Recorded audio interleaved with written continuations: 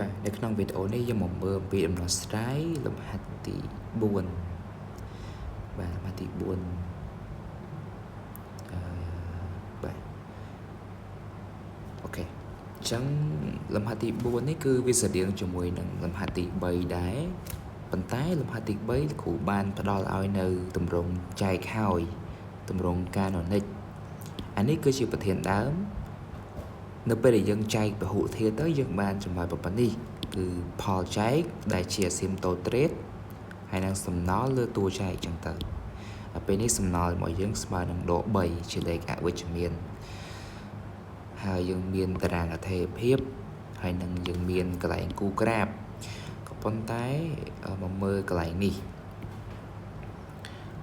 ទី4 homework មួយនេះបាទយើងអាចធ្វើដែនកំណត់សិនដែនកំណត់ df ស្មើនឹង r ដកអីគេនេះឲ្យភាគ3ហ្នឹងខុសពី0ហើយទាញរើ x មកឬក៏យើងមើលឃើញនឹងផ្នែកតែម្ដងភាគបែង0លុះត្រាតែ x នេះជំនួសដោយលេខ1បាទជំនួសដោយលេខ1អញ្ចឹងបើ x ស្មើនឹង1 1ដកនឹង1យើងបាន0ដែលជាលេខដែលយើងហាមឃាត់មិនឲ្យភាគបែងស្មើ0ទេអញ្ចឹងយើងហាម x ស្មើ1ចេញបងអូនបំពេញថាលេខ1នៅកន្លែងនេះហើយទៅចាំណាអាលេខនៅក្នុងប្រអប់នឹងហើយគឺជា asymptotic គឺជាបន្ទាត់ឈរដែលក្រាបរបស់យើងហ្នឹងត្រូវទៅសៀទៅតាមឬក៏ស្របទៅតាមចឹងទៅសសៀនៅក្បែរខិតចិត្តបាទតែមួយទេណាហើយយើងដឹងថាវាជា asymptotic ប៉ុន្តែហេតុផលចាំតិចទៀតចាំនិយាយកន្លែងព្រោះនេះបាទទម្រង់ការណនិចនេះគឺលោកគ្រូចង់ឲ្យយើងទៅសេទម្រង់ផលចែកបូកសំណល់លើតួចែកបានន័យថាយើងចែកពហុធាតុដើម្បីរក asymptotic ព្រោះថាផលចែកលេខខាងមុខនេះគឺជា asymptotic បាទដឹងពីគំរូណាហើយសំណល់ស្មើប្រមាណយើងត្រូវតែរកតួចែកមិនពិបាកគិតទេគឺវានៅតែត្រែហ្នឹងគឺភាគបែងដាក់ឲ្យហើយមកបាទ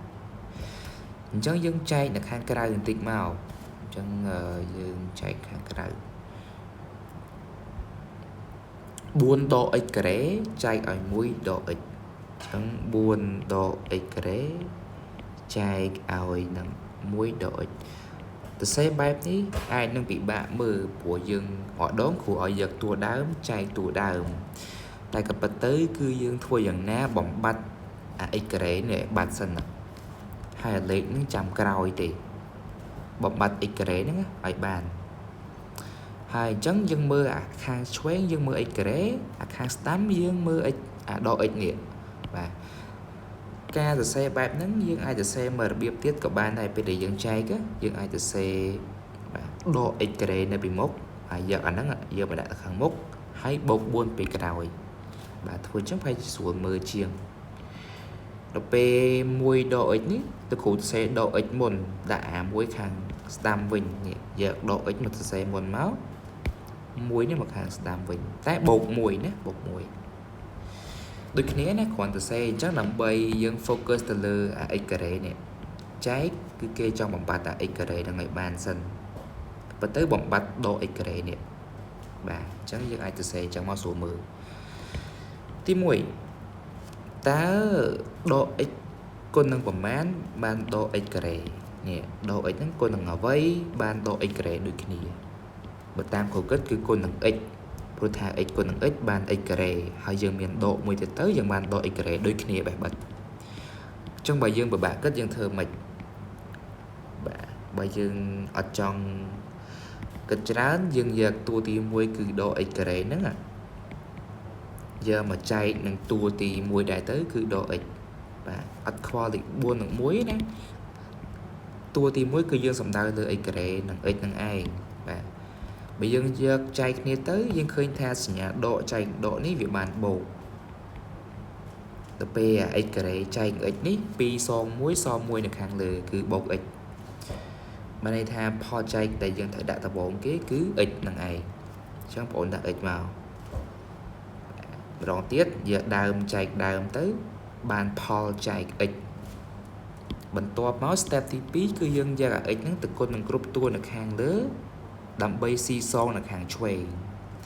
ដូចប្រមាណវិធីចែកធម្មតាដែរណាគ្រាន់តែពេលនេះយើងមាន2តួអញ្ចឹងត្រូវគុណ2ដងដែរទៅពេលដែលបោះមកស៊ីសងបងអូនត្រូវផ្លាស់ប្ដូរសញ្ញាតោះដក x ការ៉េបោះមកនេះគឺបូក x ការ៉េដូរសញ្ញាណា x គុណនឹងបូក1បាន x បោះមកនេះគឺដក x អញ្ចឹងស៊ីសងមកកុំគិតច្រើនអាដក x ការ៉េបូក x ការ៉េនេះសញ្ញាផ្ទុយគ្នាគឺវាស្មើ0ហើយប៉ុន្តែយើងនៅសល់បូក4ជាមួយនឹងដក x តែយើងស៊ីសងអត់កើតទេយើងដាក់ដដែលមកលោកគ្រូសុំសរសេរដក x មុនហើយចាំបូក4តាមក្រោយគឺអាពីរហ្នឹងផ្គុំគ្នាតម្លាក់មកខាងក្រោមប៉ុន្តែយើងសរសេរអាណាចាំបាច់មុនគឺបូក x ហើយចាំបូក4តម្លាក់តាមក្រោយបាទពេលហ្នឹងយើងត្រូវខ្វល់ដើម្បីបំបត្តិដក x ម្ដងដំបូងយើងបំបត្តិដក x ការ៉េបន្ទាប់មកយើងបំបត្តិដក x ចំណុចចុងក្រោយលុះត្រាតែនេះជាសំណល់ទើបយើងបញ្ចប់ការចែកតោះតើលេខប្រមាណគុណនឹងដក x នេះបានដក x ដូចគ្នាអញ្ចឹងប្រកាសជាបូក1ហើយព្រោះ1គុណនឹងដក x បានដក x វិញបាទវិធីសាស្ត្រមួយទៀតគឺយើងយកអាដក x ហ្នឹងអាតួដើមហ្នឹងមកចែកជាមួយនឹងអាតួដើមដែរមកគិតខាងក្រៅណាអញ្ចឹងដក x ចែកនឹងដក x បាទដូចគ្នាបេះបិទអញ្ចឹងចែកទៅបាន1បាទរបស់ដូចគ្នាចែកទៅបាន1ឬក៏ដកសម្រួលដកអស់ x ចែក x បាន1អញ្ចឹងទៅអញ្ចឹង1ហ្នឹងបានន័យថាបូក1ណាមិនមែនដក1ទេអញ្ចឹងបូក1នេះផលចែកនេះ simple trade បាទហ្នឹង simple trade ផលចែកគឺជា simple trade ប៉ុន្តែយើងដឹងយើងនឹងត្រូវស្រាយតាមក្រោយបាទកុំតន់គិតយក1គុណដក x ស្មើនឹងដក x បោះមកនេះគឺបូក x 1គុណនឹង1បាន1ដដែលបោះមកស៊ីសងគឺដក1អញ្ចឹងបងអូនស៊ីសងមកអាតួទី1នឹងទាំងអស់ហើយបាទគឺយើងតម្រូវឲ្យវាអស់នឹងឯងបូក4ដក1បាទ4ដក1ស្មើនឹង3អញ្ចឹងសំណល់មកយើងស្មើ3អានេះគឺជាការគិតនៅខាងក្រៅទេណាចែកប្រឧទាហរណ៍ឲ្យគេឃើញអញ្ចឹងហើយយើងក៏ចាប់ផ្ដើមទៅសេបំពេញអានេះម្ដងទៀតវាជាផលចែកអានេះគឺជាសំណល់ហើយតួចែកគឺដក x បូក1ឬក៏1ដក x មិនហ្នឹងបាទតែយើងខ្វល់តែពីរនេះឯងផលចែកនិងសំណល់ព្រោះតួចែកមិនផ្លាស់ប្ដូរឡើយយកបំពេញអញ្ចឹងលោកគ្រូ copy អាផលចែកនេះអូសទៅលើផលចែកនេះ x បូក1អញ្ចឹងដាក់ x បូក1មកអាហ្នឹងអា simple trade ទេណាដល់ពេលសំណល់ឃើញវិជ្ជមានឃើញ3អញ្ចឹងយើងអត់អីទេដាក់3ទៅលើមកបើសំណល់ឃើញដក3ត្រូវដាក់ដកទៀតកន្លែងហ្នឹងតែយើងបូក3អត់បញ្ហាដូចគ្រូនិយាយមកអញ្ចឹងអាមួយនេះលេខដែលយើងហាមឃាត់ហ្នឹងគឺជា asymptote អញ្ចឹង x ស្មើនឹង1ជា asymptote ព្រោះថាក្បួន asymptote គឺយើងមើលនៅក្នុងខាងលើនេះមើលខាងលើរៀនពីលើមកនេះ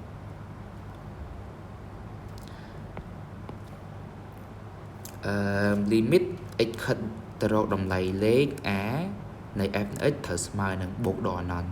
បាទវាត្រូវស្មើអញ្ចឹងឯងព្រោះ x ស្មើ1ដាក់ចូលទៅវាធ្វើឲ្យភាពបែង0ចម្លើយយើងឃើញបូកដកអនន្តនឹងឯងអញ្ចឹងយើងថាហេតុផលគឺ limit x ខិតទៅរកពេលនេះ a របស់យើងនេះសំដៅទៅលើលេខ1នឹងឯងអញ្ចឹង x ខិតទៅរក1បាទខិតទៅរក1ហ្នឹងនៃអនុគម f នៃ x របស់យើងត្រូវស្មើនឹងបូកដកអនន្តនេះដាក់1ចូលទៅបំឃើញ3លើ0ណា3លើ0មិនចេញបូកដកអនន្តបាទហើយមួយទៀត asymptote trade នេះយើងអូខេនេះតូចតិចទៅ trade គឺពណ៌ផ្កាឈូកហ្នឹងដាក់មកទៅមកបាទអាផលចែកហ្នឹងដាក់នៅហ្នឹងមកនេះប៉ុន្តែវាតាមដល់អក្សរ y ស្មើនឹង x បូក1ជាសមីការ asymptote trade ហេតុផលគេមើលលើប្រភេទវិញយកសំណល់មកគិតព្រោះអនុគមមួយផ្គុំពី asymptote trade ហើយនឹងអាប្រភេទនេះ hạtផលមកយើងគឺឲ្យប្រភេទហ្នឹងស្មើ0នៅពេលដែល limit x ខិតទៅរកបូកដកអណន្តនៃ3នៅលើ1ដក x អាលេខនៅលើអណន្តនេះលេខនេះអណន្តពួក x ខិតទៅរកអណន្តនោះអាលេខលើអណន្តបាន0ប៉ុណ្ណឹងចប់ហើយអត់វែងអត់ពិបាកពេកទេអូខេអញ្ចឹងអានេះមេរៀននេះបាទទៅពេល derivative អូន derivative មក derivative នេះមក derivative x បាន1 derivative 1បាន0អញ្ចឹងវាបាន1បូកនឹងបាទនេះ derivative មកវាបានដកហើយបូកបដូរជាដក3គុណជាមួយនឹងដក1បាទ1ដក x ព្រាមលើ1ដក x ទៅជាការ៉េដែលទៅយើងបានដក3ប៉ុន្តែនេះប្រយ័ត្នថងនេះ derivative 1ដក x នេះគឺស្មើនឹងដក1ព្រោះថានេះបាន0ឯលុប x ចោលសល់សញ្ញាដកអញ្ចឹងដកប៉ះដកនេះនឹងប្រែជាបូកវិញហើយអញ្ចឹងយើងអាចសេបូកហ្មងក៏បានដែរនេះអានេះទៅបានដកតែមានដកពីមុខទៀតព្រោះយើងប្ដូរសញ្ញាអញ្ចឹងវាបានបូកវិញអញ្ចឹង1ដក x ក្រេបាទអញ្ចឹងលោកគ្រូទៅសេ3យើងលើនេះហ្មងទៅ derivative នេះវាបានបូក3វិញបាទបញ្ជាក់ម្ដងទៀតតវង d ទៅបានដកប៉ុន្តែ derivative នេះទៅវាបានដកទៀតដក2ដងជាបូក3នៅលើ1ដក x ទៅជាការ៉េបាទភាពបែងឡើងការ៉េដល់ពេលយើងសង្កេតមើលសញ្ញាបើនេះធំជាង0 1ធំជាង0ហើយយើងបូក3នៅលើអានេះភាពបែងធំជាង0 1ធំជាង0អា3ធំជាង0អញ្ចឹងទាំងអស់ហ្នឹងសុទ្ធតែវិជ្ជមានទាំងអស់នេះអានេះធំជាង0អានេះក៏វាធំជាង0ដែរអញ្ចឹងធំជាង0បូកធំជាង0វារឹតតែធំជាង0ទៀតហើយគឺវិជ្ជមានអញ្ចឹងបើសិនជា derivative យើងវិជ្ជមានមានន័យថាធំជាង0ណាសញ្ញាបូកទាំងអស់អានេះក៏បូកអានេះក៏បូកអញ្ចឹងអនុគមរបស់យើងភាពកើនចុះគឺវាកើនជានិច្ចអញ្ចឹងលោកគ្រូសូមបំពេញពាក្យថាកើនជានិច្ចបាទមកដល់ការបំពេញកន្លែងនេះសួរគូអានេះដកអនន្តទៅបូកអនន្តអាដែលកំណត់ទៅបាទ air មិនពីដកអនន្តទៅបូកអនន្តចុះអាប្រអប់នេះដាក់អីគេជាទូទៅគេដាក់ derivative ហើយនឹងដែនកំណត់ប៉ុន្តែ derivative យើងអត់មានរឿងទេព្រោះវាធំជាង0រហូតវាមិនអាចស្មើ0ទេអញ្ចឹងគេដាក់តែដែនកំណត់មកដែនកំណត់យើងណានេះដែនកំណត់មួយហ្នឹងដាក់ផ្លិចមកដាក់ copy យកមកដាក់មកមួយនេះជា symbol ឈរបាទហើយបើសិនជាទី2គឺសិក្សាសញ្ញារបស់ derivative ដោយសារតែ derivative ធំជាង0នោះសញ្ញារបស់វាគឺបូកទាំងអស់អញ្ចឹងបូកហើយភាពកើនចុះនៃក្រាបរបស់យើងណាគូកើនគូចុះគឺអាស្រ័យទៅនឹងសញ្ញារបស់ derivative នឹងឯងនេះជួរទី3នេះបើសិនជាបូកព្រួយកើនបើសិនជាដកយើងនឹងគូព្រួយចុះករណីរបស់យើងវាកើនជានិច្ចមាន2ខ្សែប៉ុន្តែខ្សែទាំងពីរគឺកើនជានិច្ចអញ្ចឹងលោកគ្រូនឹងគូព្រួយកើនប៉ុន្តែទុកចន្លោះនេះបន្តិចដើម្បីវិភាគគិតពី limit ជាទូទៅខាងឆ្វេងនៅខាងស្ដាំនៃ asymptote ឈរគឺបើមិនបូកអនន្តក៏ដកអនន្តដែរនេះចំណោយយើងនេះ limit x ទៅរក1ចេញបូកអនន្តផងដកអនន្តផងអញ្ចឹងតែយើងគួរតែមានភាពវៃឆ្លាតតើមួយណាគួរតែបូកមួយណាគួរតែដកជាទូទៅខាងលើគឺបូកហើយយើងកើតពីតូចទៅធំខាងក្រោមគឺដក limit x ខិតទៅរក1ខាងឆ្វេងគឺម្ដុំខាងឆ្វេងនេះខាងឆ្វេងsymptote ឈរណាខាងឆ្វេងបន្ទាត់ឈរណាគួរតែស្មើអីគេកន្លែងនេះគួរតែស្មើបូកអនន្តហេតុផលគឺវានៅខាងលើมันអាចដាក់ដកអនន្តបានទេចម្លើយយើងមាន2មួយបូកមួយដកហើយបើយើងដាក់ដកកន្លែងហ្នឹងมันខុសពាក្យថាដកហ្នឹងគឺវាតូចរឿងអីទៅលើបានអញ្ចឹងមានតែបូកហើយបើសិនជាអាហ្នឹងបូកហើយអាមួយទៀតនៅខាងក្រោមនេះគួរតែដកអនន្តអញ្ចឹងយើងដឹងពី limit ដោយមិនចាំបាច់គណនា limit ណា dương mơ prun cái dương đăng nè thay limit x khởi rọc mùi bố cứ smile đằng độ nón limit x khởi rọc mùi độ được có mùi kháng chuối muối nè cứ bố cả nón chúng ta hai cái này cứ asymptote trade mọi chữ nó x khởi rọc độ nón bây giờ chỉ nói châu tới vì cua tại trên độ nón của viên hàng khổ độ nón và hàng khổ nó cứ độ nón này về x khởi rọc bố cả nón phone ai chỉ nói châu ban cứ vì trên bố cả nón tại khổ chẳng ai chỉ nói thế phụ đăng thà cụ đăng tam bơi hỏi hàng lớn nó mình ai độ nón ban thì tại vì ai chia lấy xây ai chỉ lấy sâu lấy môi lấy pí bớt sân chỉ vì mình xiêm tốt đây là xiêm tốt đây nó cái na vì degree vì smart này ô mà tha degree tp chẳng degree tp tới degree tp vì ai mình xiêm tốt đây tài năng hưởng về cái gì anh ấy dương bộ còn non để xa tại pruin dưỡng cứ là hàng lừa và lấy được hàng lừa pruin cứ bộ còn non chẳng tới hàng khổ pruin cứ độ non chẳng tới bắt đó còn là ca cu crab tí mùi là cụ cho dương cu ở sim tô chô ní step tí mùi x smile nằng mùi nơi tí nè ní đề cả đế cứ x vẽ chó cứ vai nhẹ vai hai cái cô đồng rối cứ lịch sâu nữa nè cô đồng rối sâu ok đó bộ mà vinh asymptote cho cứ chỉ bằng toát cho x mà mùi trong bọn hờ scan mưa lại x hai hờ mơ lịch mùi ní lịch mùi chẳng bọn trời cô bằng toát cho ấy cắt lịch mùi nè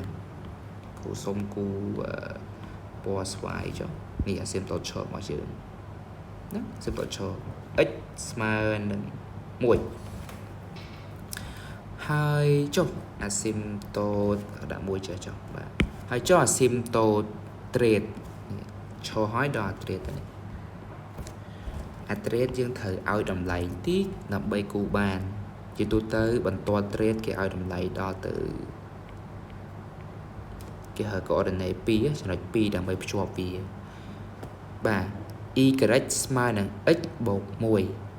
dương ao đầm lấy x hơi dương cho nó cho tới đằng bay đọc vài phụ có đằng này trời ca x hay đằng vái đằng bay cu nó lừa mọi hiệu năng on ai x smart zone chẳng cho nó x lại zone tức vái thì smart zone bột mùi chẳng bàn mùi ok chẳng bởi x smart zone trời chưa mùi nâng vài smart mùi anh ấy ai x smart độ mùi các bạn bởi smart độ mùi vài smart zone vinh chẳng tới thì có ai x smart mùi đã mùi bột mùi tới về bàn pì chất tam chất dơ nghe đây đã man các bạn này khú này nó mày đã tôi tầm bay cô hụt tới vị nghĩ sưu đó nè chẳng anh ấy cứ chia ca ao đầm lấy chấm púa bằng toa trade cứ vai smile được x bột mùi toa cho như ai ao đầm lấy thì x smile muối cứ dân đạm một từ bởi x smile pít khủ đạn là này từ bấy này từ búa này từ bởi x smile độ bấy là này từ độ bằng muối này từ chắc là xem toa cho x smile mùi cứ trong lịch mùi nâng và cho từ ta trade như về miền x phong về miền lệ phong đại thử dương ao đầm lấy về đầm bấy xong chỉ tôi tới bằng toa trade dương trời ca tập pi cho nó ba này trang tí mùi phong đại màu x mà số trời cho mùi vai mà mùi nè nè x mà số nó cô làm rồi nè trời cho mùi nằng vai mà mùi cứ online từ lơ mà cầm nè vai bỏ cả hôm nè chân cho hiện thông là một đó đầm bầy đằng thả nó cứ chia cho nó tí muối đầm nang ao ấy còn nè mùi nè nè son mùi nè nước sau mùi tiết ôn thằng bàn ở bà toàn trend tháng ngày cứ mùi pì cả na x mà muối y từ smart mùi bộ muối được copy hả bạn đi chập đang từ x mà mùi tới x bà y smart pí bên chạy thà dân lang từ từ pi cầm chẳng là một cắm pi cầm thằng này chẳng là đi cứ chỉ x smart mùi y smart pí này đưa cái khác cái ai xe chạy x mùi là ní y pi là ní cùng cái tới vì một bài shop cái lại cây bà y cứ có home x cứ kêu bây giờ ôn ban pi cho nó năng hai dưới có cho đám chụp và connect pi năng cho cái tới đầm bay ba chỉ bật tuột asymptote trade mùi hay sầm khá thế nào trade đó បាទគូមកចឹងគ្រូភ្ជាប់អាពីរហ្នឹងតែគួរឲ្យវែងល្មមទៅមិនខ្លីពេកមិនវែងពេកទេពេលខ្លះបើក្រាបយើងត្រូវការយើងបន្លាយតាមទាំងបានបាទគូប៉ុណ្ណេះសិនចុះអាហ្នឹងហើយជាអាស៊ីមតូតត្រេតអានេះអាត្រេតណាដាក់ឈ្មោះវាទៅគឺ y ស្មើនឹង x បូក1ពេលអាឈររបស់យើងនេះអាឈរនេះគឺ x ស្មើ1បាទសូមមើលអត្ថន័យនៃក្រាបមកយើងមើលកន្លែង f នេះ f ហ្នឹងតំណាងឲ្យអនុគមហើយមាន2ខ្សែបាទខ្សែទី1ខ្សែទី2អានេះអាស៊ីមតូតឈរគឺគ្រូសំដៅលើអាខ្សែពណ៌ស្វាយហ្នឹងណាបាទអញ្ចឹងក្រាបទាំងពីរសុទ្ធតែកែនពីលើទៅក្រោមទាំងអស់គ្រាន់តែមួយកើនស្របជាមួយនឹងអាស៊ីមតូតត្រេតនេះអាដកអណន្តបូកអណន្តខាងក្រោមហ្នឹងគឺសំដៅទៅលើអាស៊ីមតូតត្រេតហើយនេះ limit x គឺត្រូវបូកដកអណន្តណាអញ្ចឹងគ្រូអាចទៅសេបន្ថែមឲ្យយើងយល់បន្តិចអានេះអាត្រេតទៅពេលអាពណ៌ស្វាយខាងលើនេះអាឈរអានេះអាឈរដែរណាបាទវាអមជាមួយនឹងអាស៊ីមតូតឈរណាអានេះអាត្រេតជាទូទៅអាខាងឆ្វេងនិងខាងស្ដាំដៃគេបង្អស់ហ្នឹងគឺតំណាងដោយអាស៊ីមតូតត្រេតឬក៏អាស៊ីមតូតដេកតែពេលនេះយើងមានអាត្រេតធ្វើអត់ដេកទៅពេលអានៅកដានេះគឺតំណាងឲ្យអាស៊ីមតូតឈរក្រាបរបស់យើងគឺស្ថិតនៅលើអាស៊ីមតូតខាងឆ្វេងជាខ្សែទី1សិនស្ថិតនៅលើអាស៊ីមតូតត្រេតនេះបាទបើព្រួយយើងនឹងមិននៅពីលើអាត្រេតដកអណន្តហ្នឹងចាត់ទុកវាជាអាស៊ីមតូតត្រេតខាងឆ្វេងទេណាអូនបាទអញ្ចឹងស្របទៅឡើងទៅដល់លើរហូតមកស្របជាមួយនឹងអាស៊ីមតូតឈរបាទនៅពីលើអាស៊ីមតូតត្រេតឡើងទៅស្របបាទអមឬក៏សសៀជាមួយនឹងអាស៊ីមតូតឈរអញ្ចឹងបើយើងគូយើងកុំគូនេះយើងកុំគូនៅគៀកពេកអីកុំតន់គូគៀកអញ្ចឹងពេកអីវាអត់ស្អាតទេគួរឲ្យមានកម្រិតគ្នាតិចទៅបើយើងអត់ឲ្យតម្លៃបន្ថែមខ្លះគេអាចឲ្យតម្លៃ x ស្មើប្រហែល x ស្មើប្រហែលអញ្ចឹងទៅដើម្បីគណនាពីចំណុចបន្ថែមទៀតណាគេអាចឲ្យ x ស្មើនឹងដក2ទៅតើ y ស្មើប្រហែលដើម្បីឲ្យការគូរបស់យើងកាន់តែសុក្រិតលើគូតែម្ដងទៅនៅกระดาษរបស់យើងអាចប្រើ parabol ឬក៏ hyperbol ឲ្យគូទៅណាឬក៏ ellipse ដើម្បីសរេស្រង់ឲ្យស្អាតនេះក្រាបរបស់យើងវាបើចេញប៉ុណ្្នឹងមកគឺកោងស្អាតល្មមហើយដាក់ដុតតិចបាទអញ្ចឹងមកហើយនេះអត់ល្អត្រង់នេះវាបោយដៃជានៅខាងក្រៅព្រោះថាវានៅលើអាស៊ីមតូតត្រេតប៉ុន្តែវាត្រូវសសៀររកគ្នាណាស្របវាត្រូវនៅក្បែរគ្នាគៀកគ្នាវាមិនតែឆ្ងាយចឹងនេះអញ្ចឹងខាងក្រោមនេះគាត់អាចស្រេដោយការប្រើបន្ទាត់ធម្មតាបាទស្រេស្រង់ដៃធម្មតាទៅគូបន្ទាត់ត្រង់ណាប៉ុណ្ណឹងបានខាងឆ្វេងនៅលើអាស៊ីមតូតត្រេតឡើងទៅដល់គូខុសហើយនេះបាទ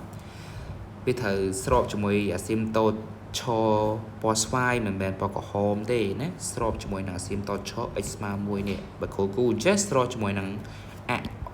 RNA ហើយអញ្ចឹងមិនមែនអញ្ចឹងទេណាយើងគូចេះបានត្រូវ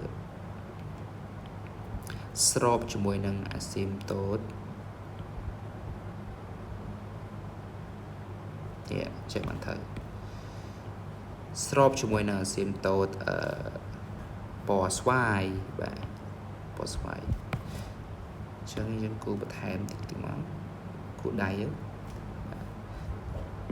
គូនេះយ៉ាងវែងគូតិចតែលើกระดาษហើយយើងស្រួលគូមួយបាទទៅពេលមួយទៀតគឺខាងស្ដាំអាស៊ីមតូតណាអានេះឆ្វេងនេះអានេះបរិវេណឆ្វេងអាស៊ីមតូតពណ៌ស្វាយម្ដុំនេះខ្សែទី2គឺនៅពីខាងស្ដាំវិញគឺវានៅស្របអមជាមួយនឹងអាស៊ីមតូតឈរពណ៌ស្វាយហើយយើងទៅដល់ទៅអមជាមួយនឹងអាស៊ីមតូតត្រេតនៅខាងលើប៉ុន្តែនៅខាងក្រោមអាស៊ីមតូតត្រេតទេព្រោះព្រួយនៅក្រោមបូកអណន្តអញ្ចឹងអាព្រួយនេះតំណាងឲ្យអាក្រាបតែគ្រូពងគូនឹងឯងអញ្ចឹងគូមកនេះអមអញ្ចឹងមកហើយឡើងទៅលើស្របចេះឃើញទេបាទនេះអមជាមួយនឹងអាស៊ីមតូតឈរពីខាងស្ដាំហើយឡើងទៅលើស្របអញ្ចឹងទៅ